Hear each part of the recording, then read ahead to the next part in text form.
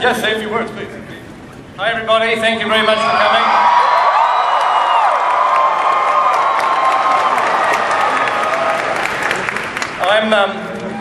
We're actually in production on a new video blog, which is going to give people that couldn't come to Comic-Con just a sense of the experience of being here. So I've been recruited as a second unit cinematographer. Actually, Chris has. Sit down. I just want you to do something. I just like you to do something for our blog, for all the people that couldn't be here. When I say 1, 2, 3, could you just say hi from Comic-Con? Okay, hi from Comic-Con. So just wait. Here we go. And 1, 2, 3. Hi.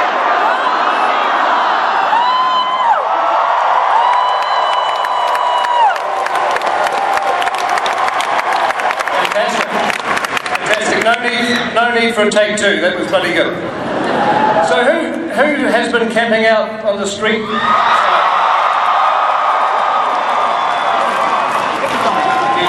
You poor sods. You poor bastards. But thank you very much for doing that.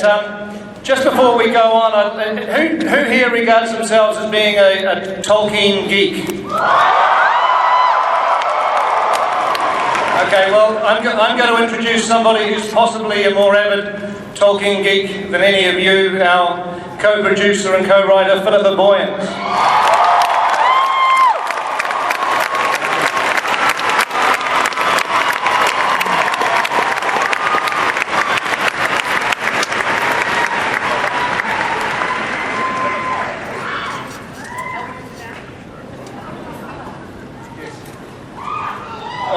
So I'm sure we'll hear from Philippa later, especially if you had some tricky questions for her. But I guess we should probably run you a bit of footage, should we?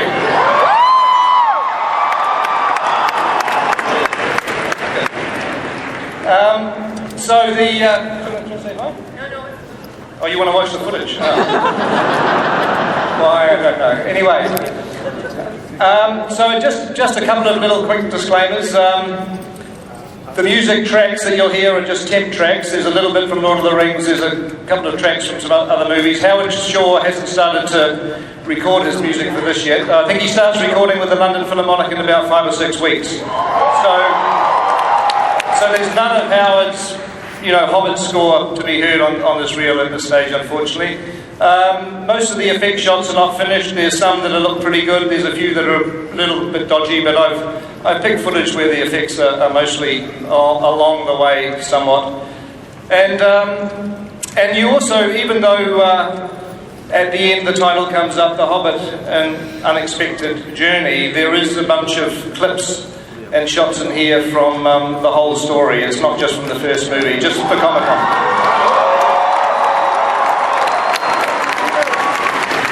So should I shut up and we'll just run it, eh? Thank you very, very much. I hope that was worth the wait. Thank you very much for all your support, everyone. We really, really, really appreciate it. This is a film made by fans for fans, believe me. So let's, without any more ado, let's bring up a few of our friends that we have here. So our second unit director, who also plays a small but significant role in the movie, Andy Serkis.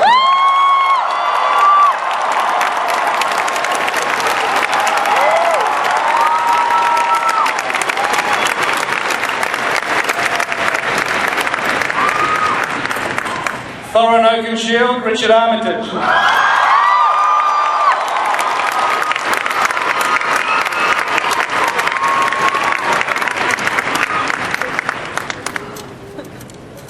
Bilbo Baggins, Martin Freeman.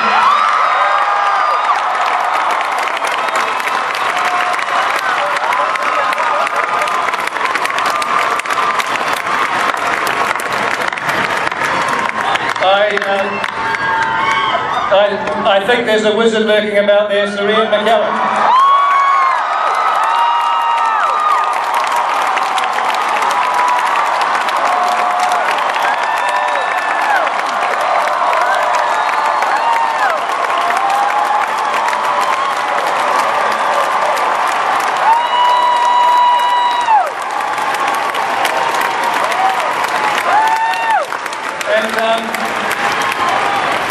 was also we also have a surprise guest, which I thought would be fun to bring up on stage. We found Frodo out the back.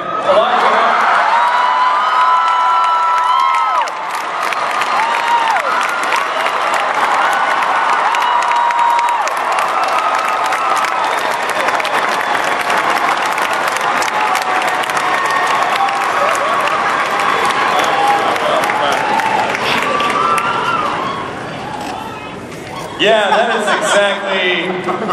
I am equally overwhelmed by the awesomeness. Welcome, everyone. This footage is stunning. Stunning footage. You guys just saw over 12 and a half minutes of the Hobbit. And I think I just want to take this right to audience questions if we can, because I know a lot of people waited. You guys have some questions, so let's just open up the floor right now. The button lady. Hi. Thought I was kidding. I want to thank all of you for making the previous films and these films. This whole cape thing started with Lord of the Rings because I had to have a I'm a Treebeard hugger button and no one had one. But Peter, this is beautiful. Absolutely beautiful. Thank you. Thank you. Thank you. And the question is, I could have swore I saw you in makeup in a shot online. Peter, where will we see you in the film? I actually haven't shot my cameo yet, but I'm due to shoot it tomorrow when I get back to New Zealand. Seriously. I'm going to be a bit difficult to spot this time round, but I'm not going to tell you where I am. All right. I'm the handsome one. You'll recognize me. Hello. What's your name? Hi, my name is Julia Weldon. My father is a huge Lord of the Rings enthusiast, and he's actually an elven linguist. He worked on the original trilogy. So I grew up with The Hobbit. It was like my bedtime stories when I was little. But I was very upset as a small child that there weren't any female characters in it. So I made him change a bunch of them as he read it. I made him make Gandalf a woman. And also I didn't actually know that Smaug wasn't a female dragon until like a year ago. Okay, sorry.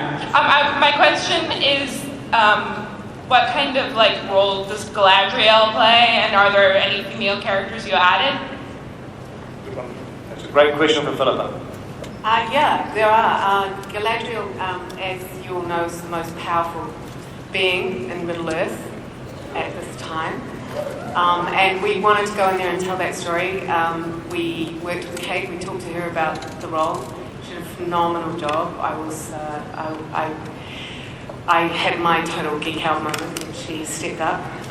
And the Battle of Dol Guldur, let me just say that, was extraordinary. But so she immediately brings a very powerful feminine energy into the film. And one of the reasons it's interesting that you did that, because we did feel the weight of it being a bit of a boy's own story. After a while, you feel the weight of that. And we did create a character. Her name's Tauriel, who is an elf, who is played magnificently by Evangeline Lilly, who I believe you saw a little bit of. She's our redhead. We have, we created her for that reason, to bring that energy into the film, that feminine energy, and we believe it's completely within the spirit of Tolkien. You know, we tried really hard, and she wanted that more than anything herself. She didn't want it to be a ploy. We wanted it to sit in the world, and I think you guys are going to fall in love with it. Excellent, thank you. Sir Ian McKellen? I just wanted to say hi. How are you? I'm good. What are you doing here, actually? I'm moderating a panel at the moment. And all these folks? Yeah, I invited 6,500 people to come hang out.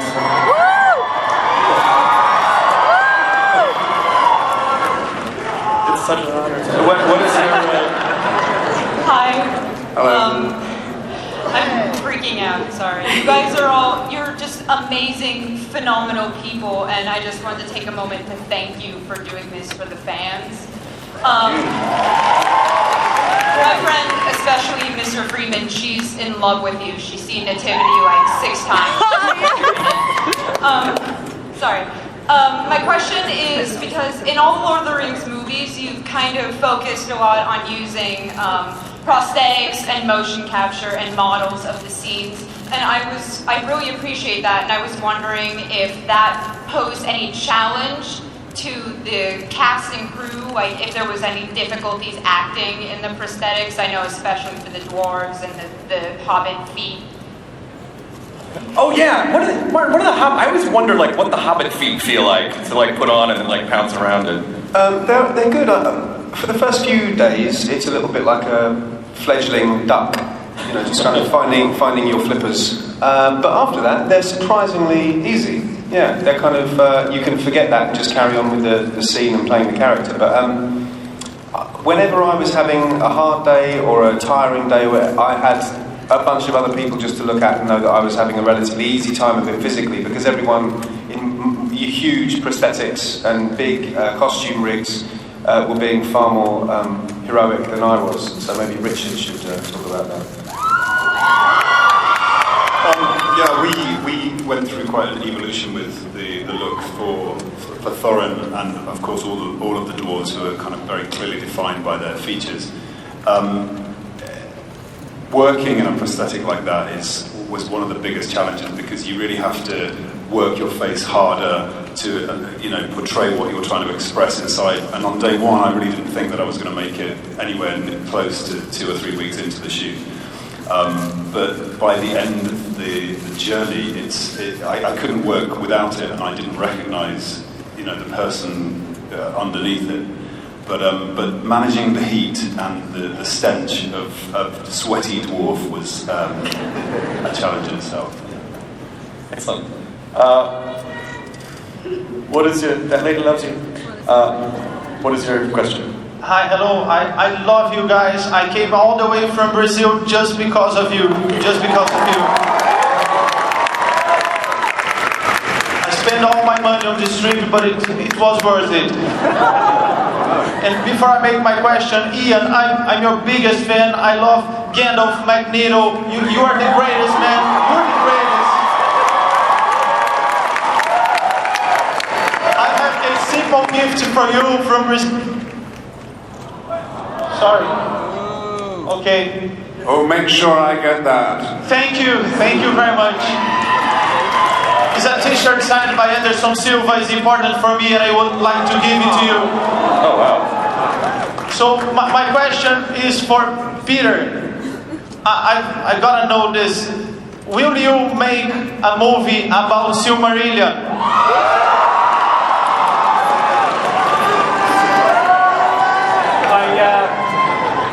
I think the chances of me living till I'm 110 are very remote. No, the Silmarillion is totally owned by the Tolkien estate. It's not owned by Warner's or MGM like The Hobbit and The Lord of the Rings are. So, and I don't think the Tolkien estate like these movies at all. So, I wouldn't imagine that the Silmarillion is going to go anywhere for quite a long time. All right. Sorry, Brazil. Thank you, guys are awesome. Donkey Kong is awesome. Thank you, guys. Thank you for coming. I kind of can't believe I'm here right now, but my question's for Martin, but first I just wanted to say, Sir Ian McKellen, I've grown up with your acting, Gandalf, Magneto, whatever, and it's just, your performances will always be very, very special to me, so thank you for that. My question for Martin, though, is, were you, intimidated or maybe under pressure because you were joining such an ambitious project that's already been established with so many other actors and people who worked on previous films? In all honesty, I know it might sound a bit disingenuous to say, but I honestly didn't feel a huge amount of pressure. I certainly didn't feel intimidated. Once I'd met Peter, Fran and Phil, I felt relaxed with them. I felt they were recognisable human beings. They weren't trying to impress me. They weren't trying to do that stuff to me, which sometimes people can do, which is like, do you realise, how lucky you are, kind of thing. They weren't doing that to me. They just wanted me to be in the film, and that really made me want to be in the film. and obviously you can't really take intimidation or pressure to work with you, because you won't do your best work and you won't do your best playing, which is an actor's job. So I don't, when you're doing scenes and when you're just going to work day to day, you're not thinking about this. I mean, you'd go mad if you were thinking about how's Comic-Con going to react to the way I choose to move that bottle or whatever. It's very remote, when you're actually doing the work, and it's a friendly place to work as well. It's kind of its own little world, Wellington, go Wellington. And it feels like a sort of special little place where these films are made, where your only job is just to go along and enjoy it and do as best you can. I can honestly say I had to find my way into it. It's not like I just hit the ground running and there was Bilbo. I had to find my way in. Between me and Pete, we negotiated, and he usually won. I never felt intimidated by it at all. Thank God, because it's just meant that I was able to hopefully do my job. Excellent. I'm curious, Elijah. Have you seen the footage before? Have you seen anything? Did you watch? Oh yeah, I watched that. I stood right there. What did you think?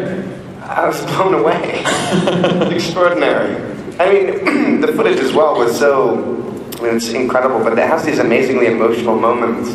And that's, I think, at the heart of what Peter does in his storytelling and what Philippa and Fran write, and to see that presence in this footage, because I'm so distant from this truly. I really went to New Zealand for a month last year to do a bit of work, but it's beautiful. I was made to feel emotional watching that footage, and to see everyone here, it's wonderful. I mean, and I think the reason that everyone has a story to tell before they ask their questions is because this is such an emotional story for people, and everyone connects to it on such a personal level. And I think that's why there's so much here's how this affected me first before I ask my question, which is a testament to the work. What is your name, sir? My name is Alex. I come all the way from the border, Tijuana. All right. All 20 miles away. All the way. Well, first I want to thank Ian for last night visiting the guys who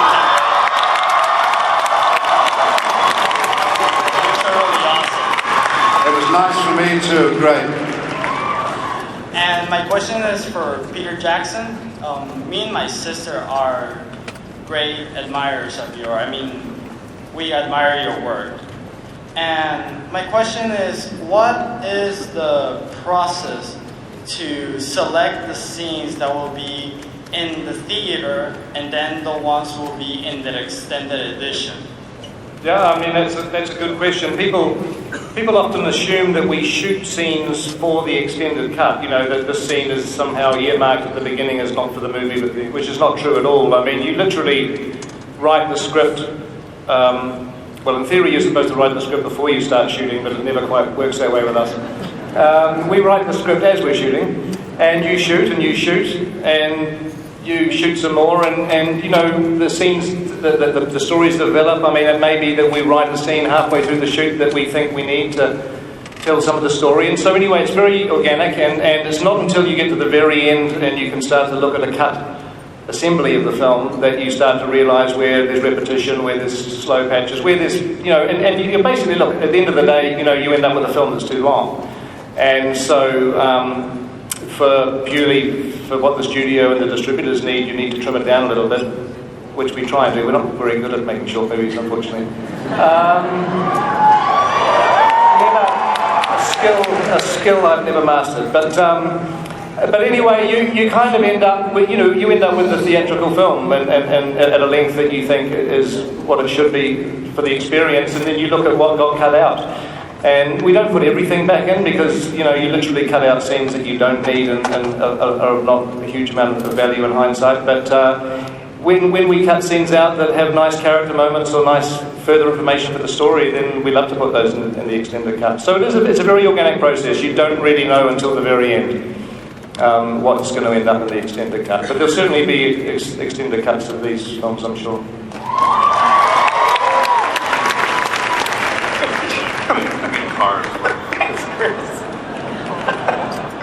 Lovely. I even drew a little Comic-Con eyeball on it too. Did you notice that on the side? Very detailed. Thank you. Actually, we haven't heard from Andy yet. Andy, I mean, I think, you know, anything. What is this like, you know, coming back? Well, where should I start? I was only supposed to be coming back for 2 weeks to play Gollum again, which I was very much looking forward to, of course. And then about a month before I was about to come down to New Zealand, I get an email from Fran who says, Andy, I know you've probably got something on, but Pete would like you to come direct the second unit, and so would you mind coming down for a year and a half instead of 2? Now, it's not unusual to do that sort of thing in this company, and of course, once I picked myself up off the floor, I was on that plane, of course. I mean, it was a remarkable and extraordinary experience for 2 counts. One, obviously working with Martin, who I've wanted to work with for a long time, and to get the chance to play opposite him for that scene, which was a great experience, and was the first thing to be shot in the movie, actually. We spent 2 weeks shooting the entire scene a number of times. Pete wanted to let it feel like a theatre piece where we could really play off each other, and Martin could find the character of Bilbo. And it was a really amazing way of working, and it was terrific. And then I began the process of jumping into the director's chair, putting on the 3D glasses, getting to grips with 48 frames a second, a crew of 160 people, cranes, technocranes, a schedule, dwarf doubles, scale doubles, stunt doubles, a schedule that kept changing every 2 minutes, and it was a huge film education for me, and enabled by the greatest mentor possible. Peter's been an immense part of my life for the last 12 years, and Fran and Philippa, they've given me such incredible opportunities, and I will eternally be grateful to them. They've honestly made a massive difference, and to be entrusted with that position was a dream to behold. So thank you from the bottom of my heart. Oh,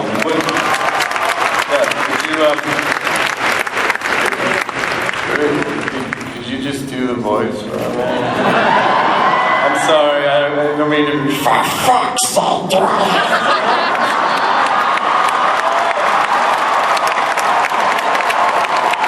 No, I'm sorry. You said you weren't gonna whore yourself, you said it! But you get in front of 6,500 fucking people, what are you gonna do, precious?